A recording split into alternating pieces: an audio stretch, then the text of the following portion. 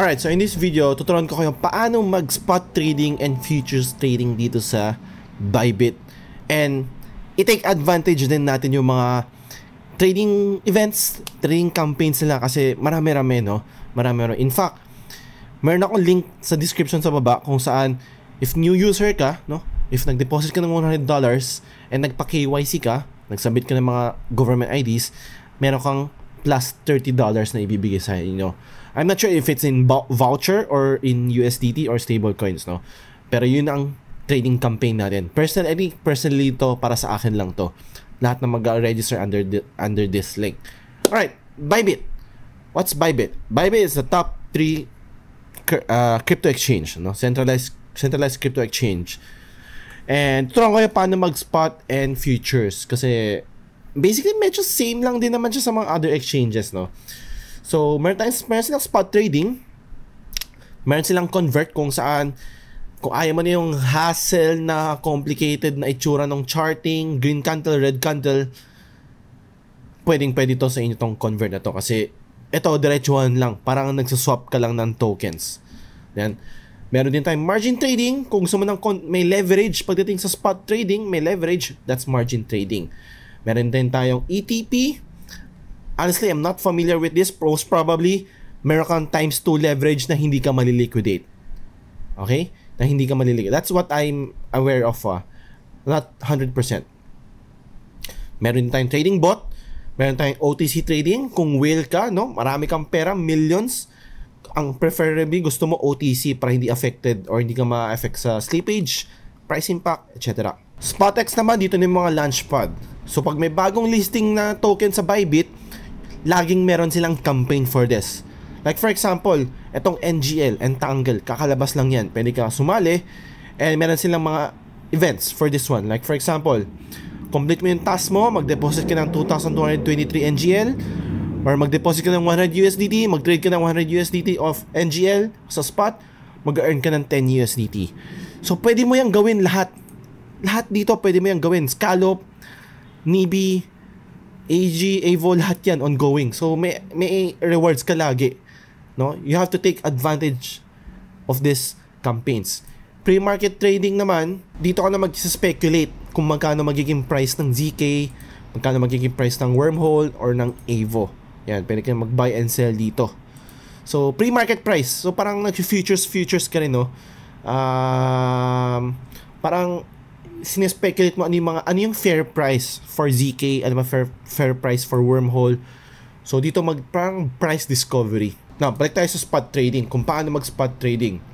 Kailangan natin malaman muna paano natin lagyan ng funds ready for spot trading and futures trading. So sa assets overview, mapapansin mo meron tayong different wallets. Meron tayong funding wallets, unified trading.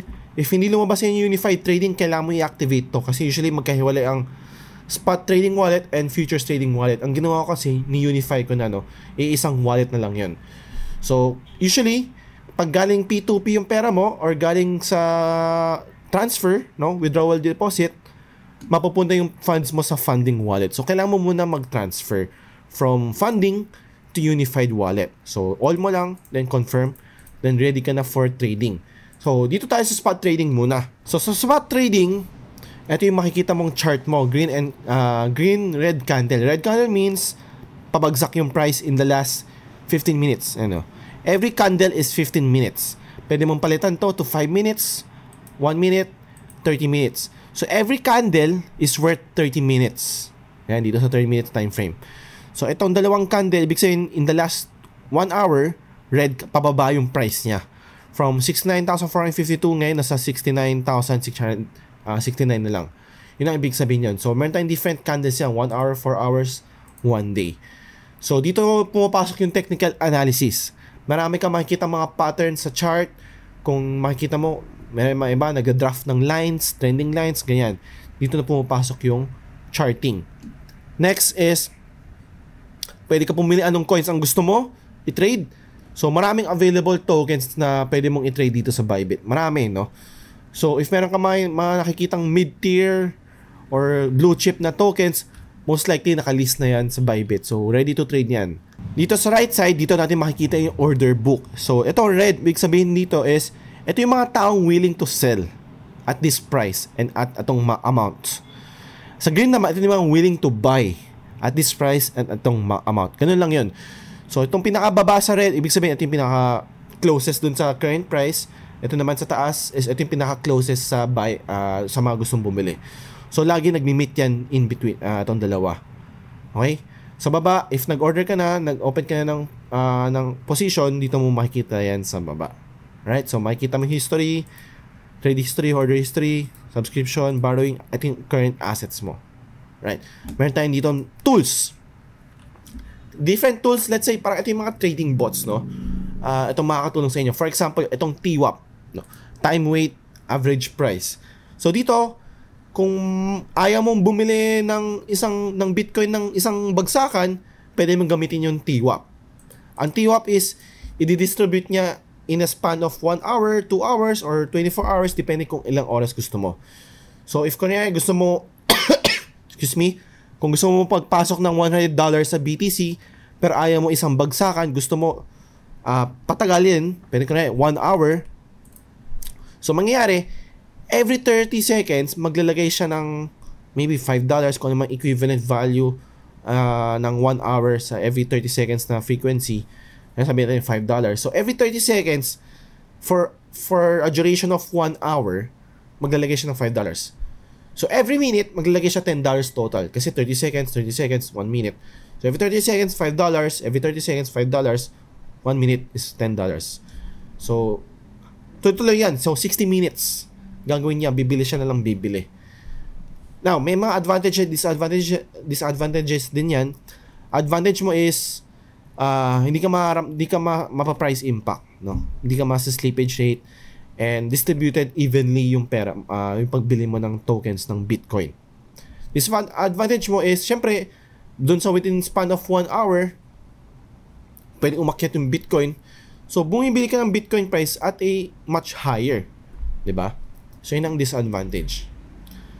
There are many other tools pa, like Iceberg, OTC, Auto-Invest, ayan. Parang DCA to, Auto-Invest. Spot grid trading, ito yung may meron kang bot kung saan automatic siya magba-buy and sell for you. Okay? Pipili ka ng range. Yan, pipili ka ng range. Ayan, pumili na siya ng range from 53,000 to 76,000. Magba-buy and sell lang siya. No? Buy low, sell high lang siya. That's the point ng AI strategy ng spot grid trading. Buy low, sell high. Buy low, sell high. So, magpa-profit ka. Ang range niya dito is around 2.7% APR. Yan, 70% APR. Medyo complicated parts na to, pero ang important dito is paano bumili at magbenta lang naman, di ba? So, spot trading, pipili ka at what price kang gustong bumili ng Bitcoin. Sabihin natin, ang price ngayon nasa 68.9. Gusto mong bumili ng Bitcoin nasa around 6,000, 68,000. Ilang Bitcoin? Ilang USDT? Sabihin natin, 50 USDT. Yan. So, click mo lang buy. Not enough, syempre lahat, wala akong pera. Once na nag-push through yan, makikita mo yan sa current orders. Makikita mo yan dito sa baba. So, once na bumagsak yung Bitcoin at 68,000, automatic bibili siya ng $50 worth of Bitcoin. Right? So, based yan sa technical analysis mo, feel mo mataas ngayon, feel mo babagsak siya ng 65,000, di lagay mo 65,000, ready ka na to buy at 65,000. Yan lang yun. Sa sell, ganun din yun. Yun yung purpose ng limit order. So, gusto mo, nakabili ka na, kunwari, umabot siya 65,000, pwede ka ulit mag-set ng 70,000. Gusto mo, yung binili mong $50 at 65,000 Bitcoin, gusto mo siyang ibenta at 70,000 Bitcoin. So, pwede mong gawin yun. I-set mo lang yun. Alright? Next, ano naman yung market? So, itong market, sa mga tamad yan. Sa mga nagmamadali. Sa mga malapit na maliquidate. Alright? So, ang market, whatever the current price, bibilin mo na kagad. So, di mo mararamdaman tong disadvantage ng market price if maliit lang yung binibili mo. Like $50, $100, mararamdaman mo lang to if excuse me, mararamdaman mo lang to if bumibili ka ng Bitcoin at like $1,000, $2,000, or $5,000. Mas mararamdaman mo yung disadvantage nito sa mga smaller exchange, sa mga smaller tokens. Bitcoin kasi very thick liquid yan eh. So kung bumibili ka sa Sand, syempre mas maliit yung liquidity nito, mas mararamdaman mo yun. Kahit $50 lang yan, $100 lang nilalagay mo, baka mararamdaman mo yun kasi manipis yung liquidity nila. Wala masyadong magtatapat sa perang ino-offer mo. So, market price, baka malugi ka. You know? Pero kung nasa Bitcoin ka namang bilhin yung market price and maliit lang, $50 to $100, baka hindi naman. Kasi ang ibig sabihin kasi ng market price, bibilhin mo yung current price. As is na. Diretso na. Once na click mo yung buy, bibili na kagad siya. Hindi na dadaan sa current orders or anything. Makikita mo na kagad yan sa trade history mo or order history. Alright? Ganun din sa pag-sell. Sell market order, sell order. Ano yung current price niya, bebenta niya kagad yun. Okay? TP and SL, take profit and stop loss. Pipili ka, anong gusto mo. Take profit ka. Automated na yan. Parang kumbaga automatic. Pag umakyat yung price mo at TP price mo, automatic magbebenta siya. Pag umabot siya sa stop loss price mo, automatic magka-cut loss na siya. So, pwede ka mag-set na kagad before ka pa mag-start mag-order. Ito, medyo advanced na to, no? Mga trailing stop, iceberg. Ang tinuturo ko sa inyo is yung basic lang ang buy and sell ng mga tokens. And yun yung pinaka-importante dito. Kasi iilan lang naman talaga ang gumagamit ng mga ganitong klaseng tools. Iilan lang. Now, ano naman sa derivatives? Ano naman derivatives? Dito na yung mga nakikita natin, marami nagpo-post ng mga chart or ng mga paldo nila, mga winnings nila. Dito yan sa futures. Kasi dito, it's more of a gambling na, no? Dito sa USDT derivatives. Dito, you're not exactly buying the token. You're just betting if tataas ba or babagsak yung token.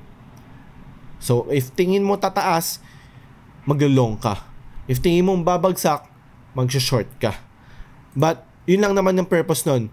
So, yung mga fundamentals and mga technicals, same lang sa spot. May limit order tayo, may market order tayo. Ang difference lang na makikita mo sa futures, sa derivatives, is meron kang makikita dito sa taas ito. Meron tayong cross, meron tayong isolated, and meron tayong portfolio margin. This is new, no, na hindi ko pa nakikita sa ibang exchanges, no. And meron tayong leverage.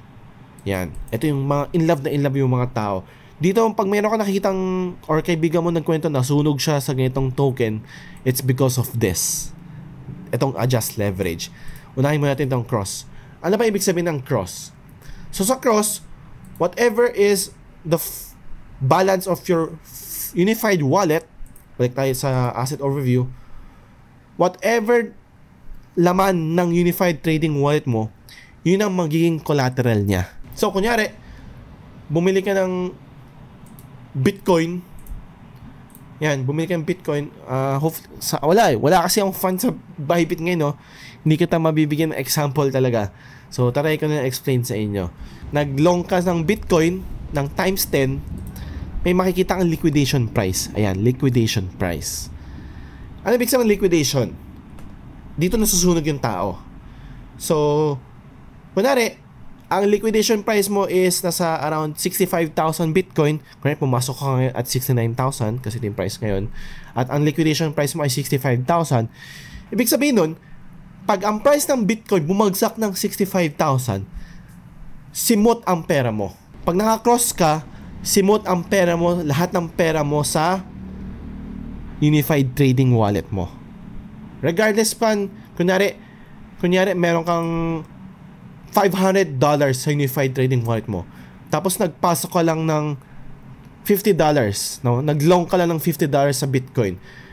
Pag bumagsak yan sa 65,000 liquidation price mo, simot ang $500 sa wallet mo. Okay? Yun ang disadvantage ng cross margin. Ang advantage ng cross margin mo is syempre mas mababa ang liquidation price mo, no? Kasi nagpasok ka lang, nag-long ka lang ng $50, pero meron kang collateral of $500. The more collateral you have, the lower your liquidation price will be. Okay? Kasi nga, tinetake into account niya yung buong fund ng wallet mo para maging collateral mo I think mas maintindihan mo tong cross if in-explain ko yung isolated. Ano naman yung isolated? Like the term what ano yung ibig sabihin ng isolated, yun yung ibig sabihin talaga ng isolated, di ba? Isolated, no? Nag-iisa siya. So, gamitin natin yung example yung kanina. Pag nagpasok ka ng $50 sa Bitcoin at 69,000 pesos, ay $69,000, nagpasok ka ng $50, At ang liquidation price niya ay sa around $65,000 din. If na-liquidate ka, no, $50 lang ang mawawala sa'yo. Kung meron kang $500 sa wallet mo, magiging $450 lang yan. Magiging $450, $50 lang mababawasan sa wallet mo. Hindi affected yung buong pera sa Unified Trading Wallet mo. Because isolated siya, no? Magkahiwalay siya. So, yun ang advantage ng isolated margin. May kanyang-kanyang buhay yung mga positions mo. Pag na-liquidate yung isang position mo, hindi maliliquidate lahat ng pera mo sa wallet mo. Yun ang advantage mo. Mahihiwalay mo sila. Ang disadvantage mo sa mga isolated is mas mataas yung liquidation price mo. Kasi $50 lang yung collateral mo eh. No? Instead of, pag nag-cross margin ka, $500 yung collateral mo, dito sa isolated, $50 lang ang collateral mo. So, mas mataas ang liquidation price mo. So, instead of 65,000 liquidation price mo, nasa 67.5 lang yan. Depende yan sa leverage mo. Yung times mo. Siyempre, kung mababa, kung times 1 ka lang, wala kang liquidation price. Sobrang baba niyan. Pag times 2, mas mataas ng konti. Pag times 3, mas mataas ng konti. Times 5, mas mataas. Times 10, mas mataas. Dito nasusunog yung mga tao. Kasi sila, greedy sila. Ginagawa ng times 25, times 50. Sobrang taas ng liquidation price nila. Kunwari, times 50 sila, tapos ang current price, pumasok sila sa current price of 69,000. Siguro liquidation price sila nasa 68,000 lang. $1,000 lang ang difference. So, mas mabilis kang masunog. Yes, mas mabilis kang mag-profit kung tumaas, pero mabilis ka rin maubos pera mo, no? Kasi, $1,000 lang, no? Bumagsak lang ng $1,000 yung Bitcoin, sunog agad pera mo, ubos agad pera mo, simot agad pera mo. So, napaka-delikado ng futures, no? Kung hindi ka magaling, pwede ka muna mag-demo trading. Yan, mock trading. Kung saan, gumagamit ka muna ng play money. Test your skill. Meron ka bang future sa futures? Dito mo matetest. Play money. Magaling ka ba mag-technical analysis or hindi? Kung wala kang future sa futures, huwag ka na mag-futures. Stick to spot trading. At least dito sa Bybit, meron silang demo trading. Hindi kaya pinipilit magsunog agad ng pera. Hindi kaya pinipilit mag-gambling agad, no? Meron kang demo trading. Meron silang play money to play with. I think yun yung pinaka-importante sa mga beginners. So, it's very beginner-friendly pagdating sa futures trading dito sa Bybit. Yun ang mga dapat mong kailangan malaman pagdating sa pagtitrade sa spot, pagdating sa pagbabuy and sell sa crypto. Spot trading and derivatives. That's it. If meron kayong questions pang iba, comment nyo lang sa baba. Okay? Kahit mga unrelated question, basta as long as Bybit related yung question mo, i-entertaining ko yan. Okay? Lahat ng mga links, lilink ko na lang sa baba. If wala kayong yung campaign link, etc. Sa baba na lang yan. And don't forget to subscribe to my YouTube. Alright? Thank you. Bye-bye.